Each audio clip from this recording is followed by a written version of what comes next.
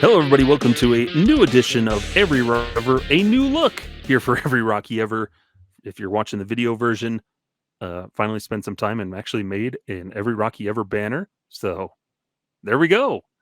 And also, new setup for me where I'm not in front of my closet, but now hiding everything else that's in my room. But you can see some of my little toys and stuff behind me, some bobbleheads. There's a little Majin Buu over there and a toad. Good stuff. But I'm your host, Scott Timmons, joined here by my brother, Dustin. I can talk about all that other dumb stuff, but welcome.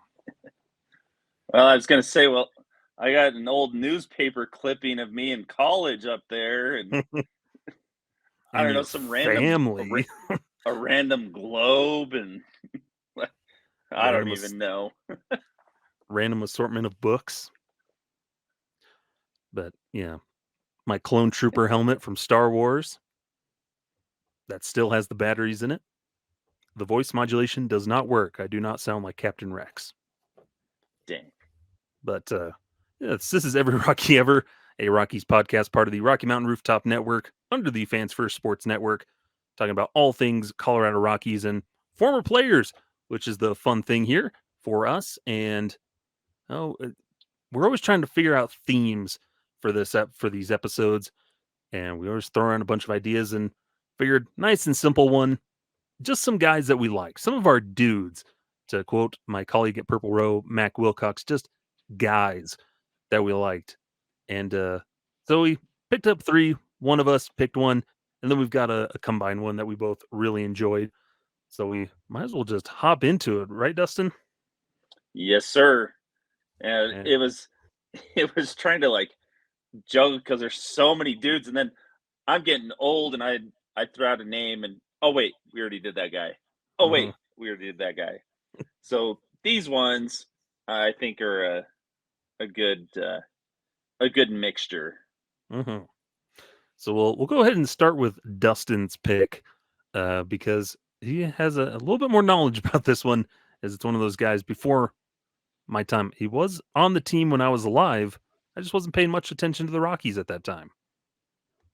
Now, this guy that my pick is Greg Norton, who for me, I think he's the second best pinch hitter the Rockies ever had, maybe behind John Vanderwall.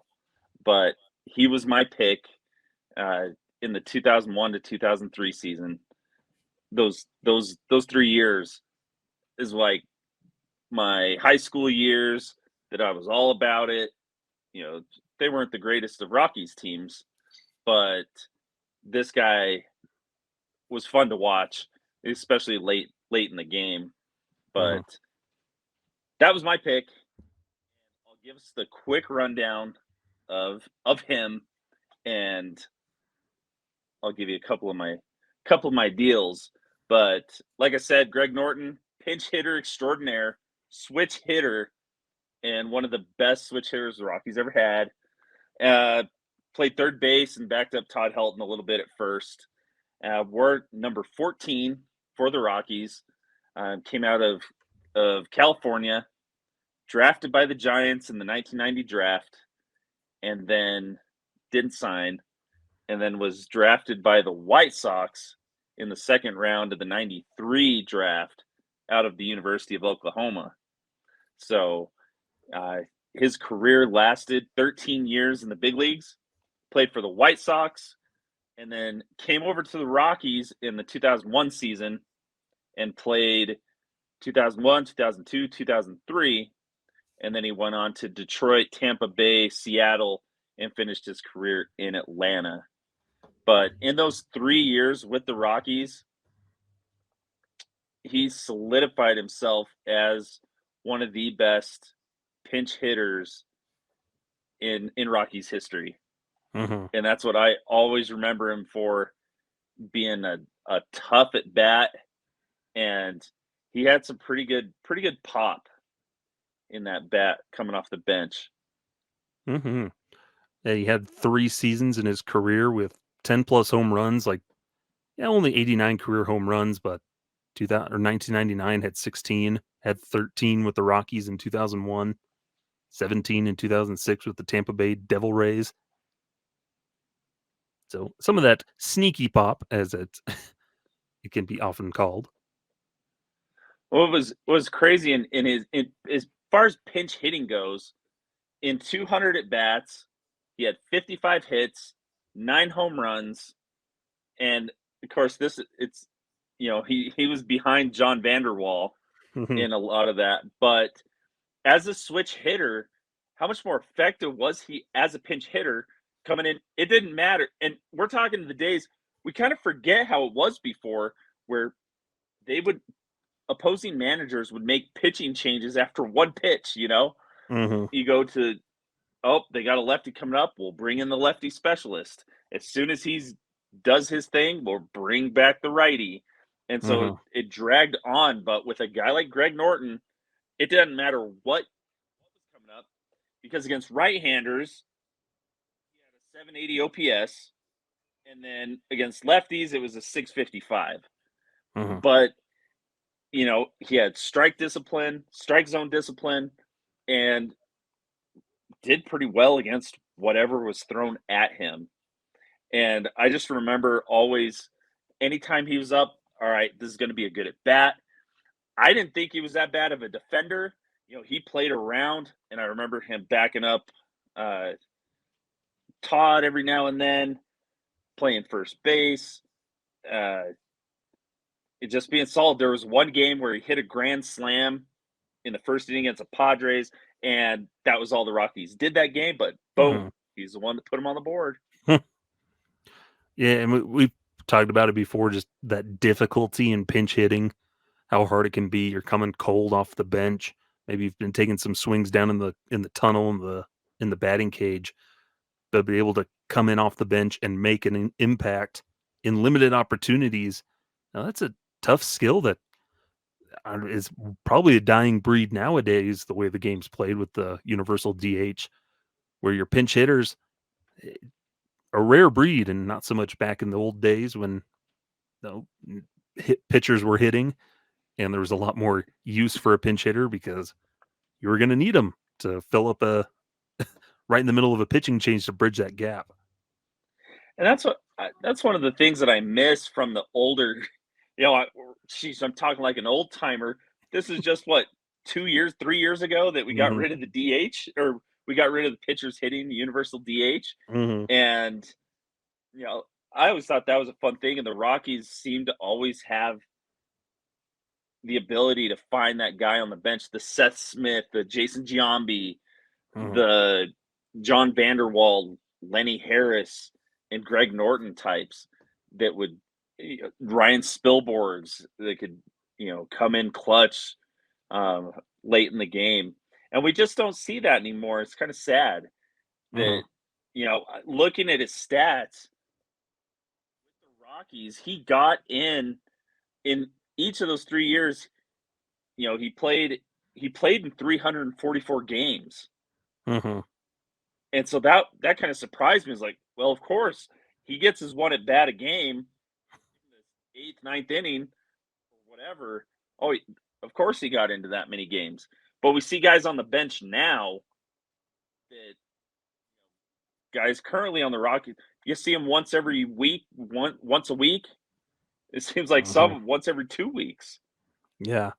And yeah, looking at that playing time in those 3 years in 2001, had 14 starts in the outfield, had 20 starts at third base. But out of the 25 games, 24 games at third, 20 of those were starts. And that same kind of numbers in 2002 and 2003, where he's not playing more than 30 games at a single position start wise, but he's still getting reps of popping in, late in the game, pinch coming in as a defensive replacement, coming in as a hitter, filling in at spots. That can be tough to do without that regular playing time, but be able to come in and make an impact. Looking at 2008 or 2001, was hitting 270 as a pinch hitter, had an OPS like 830 coming off the bench. So it's a pretty tough skill, and he picked it up pretty nicely there in those years in Colorado. Yeah, and that's just like one of the things I love ball players that they pick up their glove and go play. Hmm. They'll grab their bats and go at it. And for me, Greg Norton, my high school days, I kind of felt like that. I always felt third base was my spot, but then my sophomore year, it was like every position except catcher. Hmm. Go all over the diamond, know how to play each position. And a guy like Greg Norton could do that. Hmm. Whether it was the corner spots in the infield, corner spots in the outfield. But that kind of athlete, that kind of ball player, throw them into shortstop, throw them into second base. It doesn't matter. They're going to grind and find a way to get the job done. Hmm. Yeah, and those are the kinds of guys looking who then go on into coaching. Went to the Florida Marlins in 2010, was a hitting coach, and then was the manager of the New Orleans Zephyrs. And then 2013 was the hitting coach for the college program, the Auburn Tigers, and then left his position at the Marlins. Went over to Auburn. 2016, he was with the Red Sox as a minor league hitting coordinator until 2021. So he's those types of guys that just can go in, teach hitting, and like we're looking, it didn't light up the power numbers, but just a good professional hitter, a dude that could just hit, come into any situation, get a base knock, drive in the run, move a runner over, that kind of stuff, draw a walk, put the ball in play. And those types of grinders are the guys who go on to coach, which he did. Yep. So that was my pick. One of the guys. It's not us diehard Rockies fans that name Pings. Oh yeah, And the general fans like who? Well, I don't know. Yeah. Like Chicago White Sox, like White Sox fans would probably be like, yeah, I remember Greg Norton a bit. But then do you think anybody on the 2009 Atlanta Braves, any fans remember him from that team? No. Yeah. So it's like those small instances. We got him right in that good window, his age 28 to 30 seasons, right in his prime. Some good solid years for him. Like coming off the bench or limited playing time, kind of your utility guy. Over his career in Colorado, a 252 average, 320 on base, 462 slugging. Not too shabby in 344 games.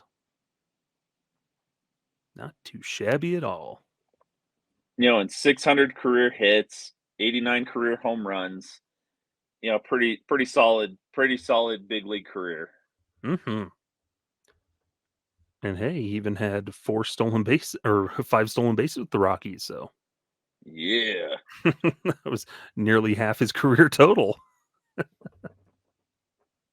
But yeah, before my time, but the Rockies are full of guys. They've had plenty of guys like Greg Norton, and it's cool that he can stick with somebody.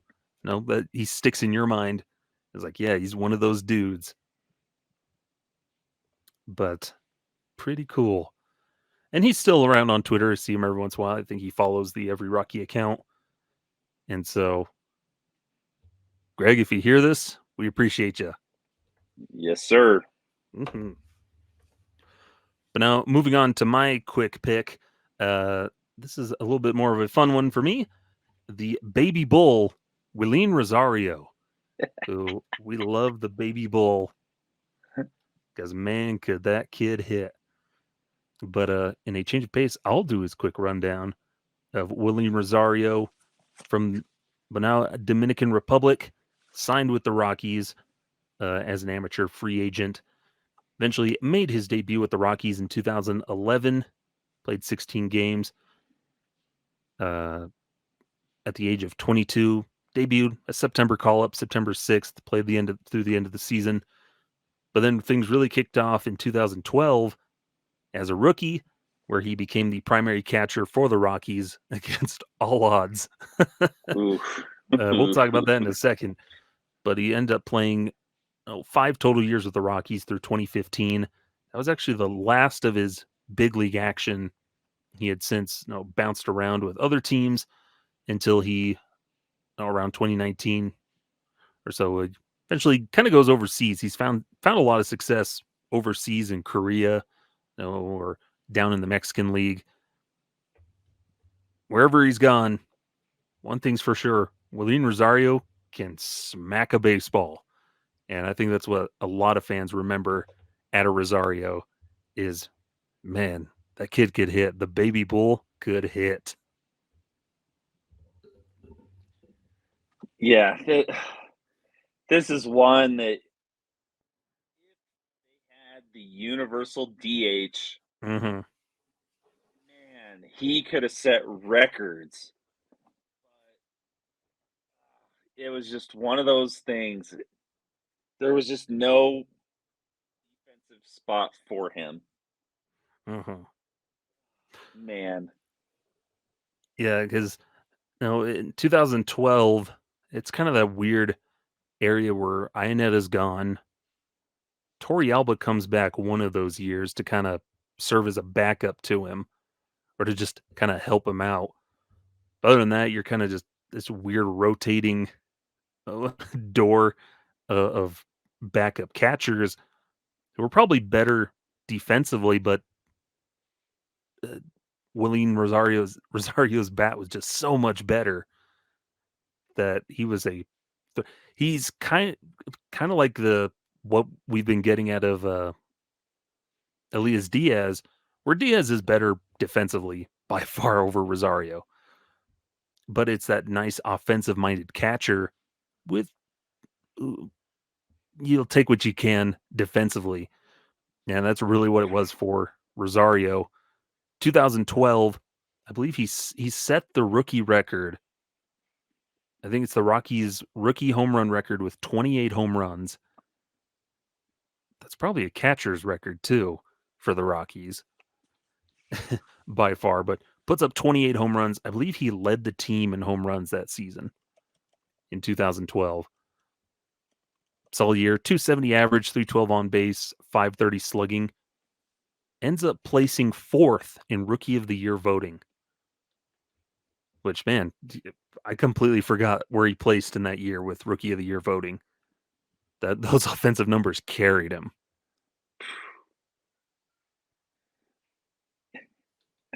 Oh, Willeen. I was just looking at some of the stuff and just looking at those names of those teams. Man, the ball would just explode off of his bat when he made contact. Mhm. But I think we just forget about that because like all the highlights are actually low lights. Like giving up the inside the park little league home run, the Mhm. defensive leading the league in pass balls and all of that playing, they try to throw him in at first base and it was just hard. But man, he would get up there hacking. Mhm. Yeah, was it Cargo that gave him the nickname Baby Bull? I think so, because then they call Cargo Little Pony.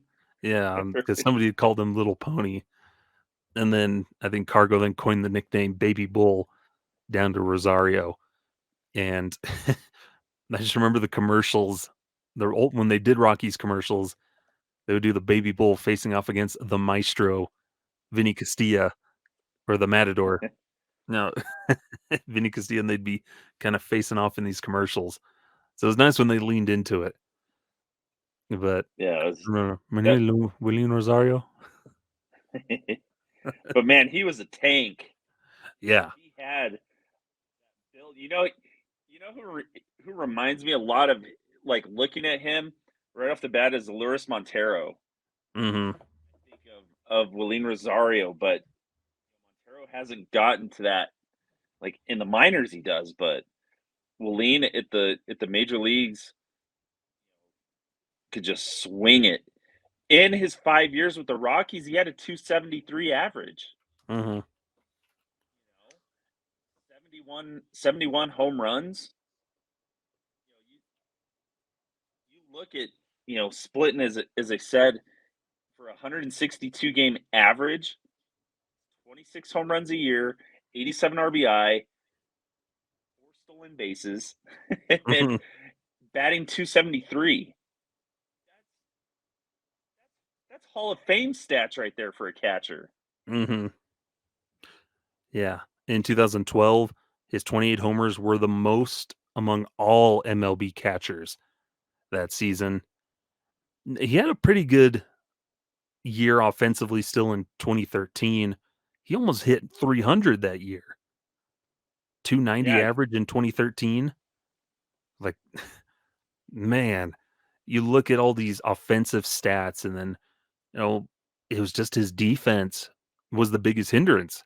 And then they tried the first base, experiment with when they brought in Nick Hundley and but taking that away where he wasn't very good defensively, it just handcuffed the Rockies where you can't afford to put him out there because whatever value he's bringing with his bat and a team that prides itself on defense when you had Nolan Arenado, Troy Tulowitzki, whoever over on the the left side of the infield, you can't afford to have a brick glove of Rosario at first base or with your pitching staff where he just wasn't getting it done behind the dish. And so it just didn't really pan out for him.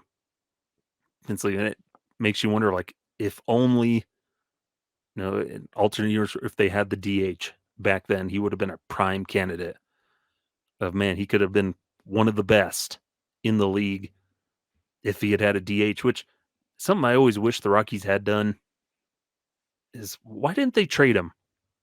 Try to find a trade to move him to an American League team. Because you're telling me there's nobody during that time that could have used Willie Rosario's bat as a DH? yeah, and that's what's crazy but I think because there's still the stigma of, well, that's a Coors Field product. Yeah. That's not gonna if he's not worth anything defensively, why are we gonna waste anything to bring him in to Mhm. hit a buck 50, without any home runs? Because they still Coors Field, that Coors Field effect, that's why. And it was so but it was surprising to us that he did not get any more big league experience after the Rockies. Mhm. After he went to the Korean League, played for the Hanwha Eagles, then he went to Japan and played with the Hanshin Tigers, and then he was signed by the Twins in 2019. I was thinking, man, he's gonna, they got to call him up because I followed him on social media and see him Mhm. just working and in those, over in Asia, hitting home runs and doing his thing, but he just stayed in the minors in 2019. So then he flies down to the Mexican League, plays with the Pericos de Puebla, and then he went over to China in 2022 and played for the Uni President Lions. He only played 5 games and then had a leg injury. Mhm. And then once he was healthy, signed with the Mariachis de Guadalajara. And 27 games, Skyler hit 417, Mhm. 413 with 5 home runs, 29 RBIs. Yeah. And then he was released. That's the last update I got on him. Yeah. And then struggled down these last couple of years, just winter leagues, Venezuela, Mexico, Dominican. It's crazy to think there in 2019, a really good year in the minors, 300 average, 504 slugging, 20 homers, 91 RBIs in 105 games. Never got called up to the Twins. And you would have thought, again, why didn't anybody keep giving him chances? Like he could have kept DHing for somebody, but I guess the opportunities just didn't right. It could have been there's no versatility. He has no glove. We can't really afford to put him anywhere. But if the La Tortuga could have kept finding opportunities, I think the Baby Bull could have kept finding opportunities. But they just weren't. Nobody was willing to give them to him, which is a shame because, yeah, the glove was a whole lot of nothing. He could probably become a passable first baseman, but man, could he hit! Like he's basically what Gary Sanchez is now. If he could have kept getting opportunities, he probably could have been like Gary Sanchez. Yeah, but that was one of those things. It was a weird time for Rockies Mhm. catchers, moving on from Ionetta and Torrealba. And then we just kind of got a little, it got crazy. Mhm. And unfortunately, I think he got a lot of that heat, a lot of that on him because of the defensive side. And it was rough. But Mhm. he's one of our dudes that we always rooted for, even when we were pulling our hair out because he couldn't stop a ball. But like you said, afterwards, that he never got a major league shot again. Close as he Mhm. was in 19 with the Twins, and I remember we were just like, why did he not get called up? Mhm. But he was a good guy, and he'll go down with one of the Rockies' all-time best nicknames. Yeah, and he's still top 5 in games caught for catchers, which is it's a pretty small list, but he's in there in the top 5. But yeah, it's one of those if only or what ifs. But whatever it was with his glove, it never affected the bat, which can't say for a lot of guys. But man, could he hit! What a shot! And before we move on, you could always see just how hard he was working too, of just trying to get better at defense.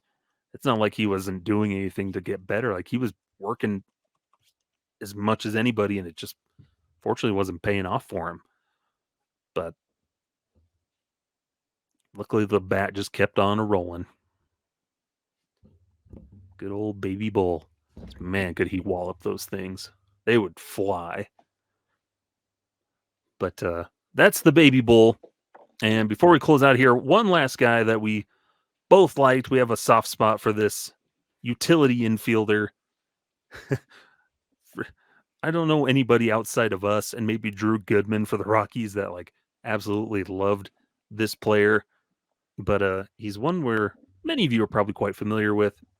Played around that same time as William Rosario, and Dustin once gave up a triple to him in college in an Yeah. exhibition. Mm. But who is it we're talking about, Dustin? Jonathan Herrera. Little Johnny Sparkplug, one of our personal favorites. That's yeah, was a good dude. Always love watching Johnny. What's the quick career breakdown on little Johnny Sparkplug? For Johnny, we remember him as a second baseman, shortstop, third baseman, utility switch hitter, 21, number 62, number 18. But he's from Maracaibo, Venezuela. Made his major league debut in 2008 and played for the Rockies from 2008 to 2013. And then he went to Boston and then Chicago. Finished his career in the majors in 2015. So 7-year major league career.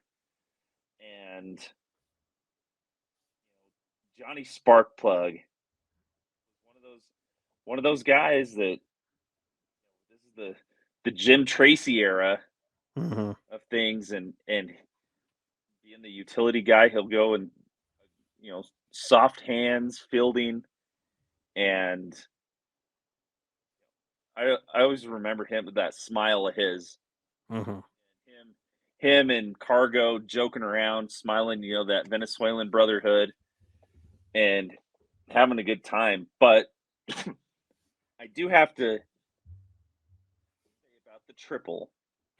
2009, the minor league season was just about ready to start, and I'm at Sisu Pueblo we go up there on a Wednesday to do an exhibition game there in Colorado Springs against the Sky Sox, and all the pitchers got 1 inning. So I go in the fifth, and we're up 1-0. Scored a run off of Josh Fogg in the first inning, and then I go in the fifth. Edwin Bayorin, catcher from Venezuela, he was a backup. He hit a comebacker to me. I throw him out. And then little Johnny gets up, batting lefty, and I throw him a fastball that's no joke, like a foot off the plate. It was out, nowhere even close to being a strike. And Johnny just sticks the bat out, sends it straight down the line. I'm pretty sure it stayed on the chalk. It landed just past third base and stayed on the chalk all the way to the corner. And by the time our left fielder grabbed it, he's standing on third base. He's flying. The little EY Jr. comes up and hits a ground ball to first base, scores the run, and then I face Cargo and make him ground out on a changeup. There you go. But little Johnny, he just went boop, stuck the bat out, and it went straight down that line. Mm-hmm. Flew around the bases. And I think that's what we remember most is, he was never, and that's what Drew Goodman gave him that nickname, always called him Little Johnny Sparkplug, because he would get one of those little clutch hits that would start a rally. Oh man, somebody just struck out. We need a rally. Johnny's coming up. Boop, base hit, swipe second, or something like that. And then the big guns can come around and it just kicks off a 3-4 run inning. And he just always seemed to be a catalyst against all odds. He comes in, boop, gets on base, and get a rally going. Yeah, and it was just like, again, I think what we like so much about him is the versatility that he had and that intensity of the game, like going hard for a play all the time. And especially being a backup guy, and then he got some solid time due to some injuries, and it's a guy that he wants to grind and he wants to take good at bats. Was he the most successful? The best, he had two seasons close to 300, 284 and then a 292 season. And total, what do you have with the Rockies? 14 stolen bases, 66 RBI. He wasn't known, he hit 8 home runs. Surprising because he's not a big guy. Yeah, 265 average for the Rockies, a 325 on base, only about 150 strikeouts to about 90 walks for the Rockies. A contact bat, kind of just one of those old school, no utility infielders. Now, he's not going to be starting every game, but you can rely on him to get a couple starts through the week, be a contributor, come in late in the game.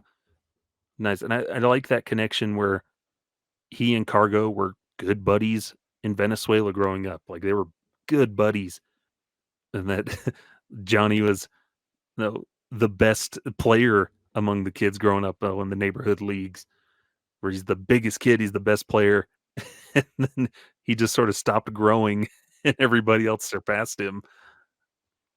But he had that competitive, a good teammate where he just was quiet there, but you could just see him having fun there. He and Cargo would be joking around. Always loved watching Johnny play.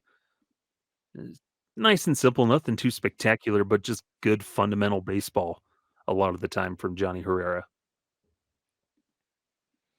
And he was one that at the end, when he had to leave, we're like, man, but there really just wasn't any more use for him on the roster. And it was sad because these, just like Willeen Rosario, Jonathan Herrera, he was one of those gears in the machine. And then once he left the Rockies, he just never, the one season in Boston that didn't go that well, and then went to the Cubs, and it was like, well, this is kind of it. And then he bounced Mhm. around in the Mexican League and doing the Winter League stuff, but it just never was another solid. This is where we're at. Mhm. And the one thing I always remember with Johnny too is his random one of the most random injuries where he got an infection from his wristwatch and it sidelined him for quite a bit, and it kinda opened up the door sequence of events where DJ LeMahieu takes over at second base and becomes the well-known franchise second baseman that we know and love in Rockies history, and it's really can boil back to Johnny's wrist got an infection from his watch. Like, the sequence of events, they can really tie back into that of why did DJ get to become the player he was? Because Johnny got a wrist infection. It's random things of Totally, baseball. totally a Rockies kind of injury. Yeah. The wristwatch was gifted to him by Todd Helton. Oh, come on. But, yeah, we love Johnny, and, um, just didn't pan out for him, but a good little solid career for little Johnny Sparkplug, and he always will hold a special place in our hearts. Oh yeah, and if you're ever in San Diego, South Bay, San Diego, and Bonita, uh, he does have a baseball academy, the JH Baseball Academy, and so he's involved in youth baseball, which is great. I think he would be a great guy to be teaching the kids on the way to play the game right, the Mhm. development, the fundamentals, and that's always good to see these guys still in it, and especially working with the youth. Yeah. That's the thing we always love to see of guys is they go on to do all this cool stuff after, continue to spread it around, playing the good stuff. But that'll do it here for this edition of Every Rocky Ever. And as always, we appreciate you tuning in, join along with us, hopefully sharing memories about these guys and these players that we all have fond memories of. Well, mostly fond memories. But But yeah. let us know in the comments who your special Rockies are that aren't those big name marquee players, but those ones that just have that special part Mhm. in your heart, like these three guys did for us. The cult classic heroes, the folk heroes. Yeah, there you go. Yeah, there's plenty more, and I'm sure we'll have more episodes along the way of some of these other guys, but these three stick out. And as always, you can find us on wherever you get your favorite podcast, Rocky Mountain Rooftop, Every Rocky Ever. You can follow us on Twitter at Every Rocky Ever and at Rocky MTN Rooftop. That's ROCKY MTN Rooftop on Twitter and on YouTube, and well as Instagram, though we don't use Instagram as much. Um, I'm not as good at that one. But as always, we appreciate tuning in. Be sure to check out Affected by Altitude, new episodes every Monday. Follow me at sideline_crowd. Follow Dustin at Mr. T Spanish. And hopefully, as the summer months, we'll have a little bit more fun. We'll keep working on stuff and coming up with good episodes and more of who you want us to talk about and reminisce about. But until next time, I'm Skylar. That's Dustin. Farewell. Farewell.